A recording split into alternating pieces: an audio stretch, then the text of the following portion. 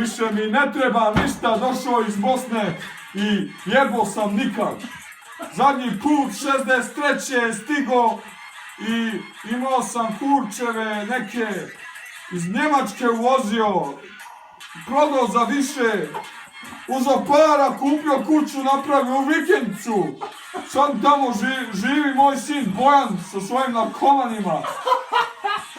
Dođem, pa vas promenim ja, pretvorim vas u bolje ljude jer treba biti čovjek. Dođi vamo da ti pokažem šta ti u stvari hoćeš. Jer nećeš ti ono što ti misliš da hoćeš, već što ti ja kažem da ti hoćeš. Čuješ ti mene, dečko, da ti ja kažem, a kako sam jebo na autoban, ja se vraćam iz Njemačke. 50 sati nisam spavao, nisam povukao liniju, nisam znao tada poslao. To ti je loše, ne bi ja tu drogu nikad. Sad ja, ne znam, ja inače to ne koristim, ja sam ti pravo. I šta je bilo? Moj džed Đuro.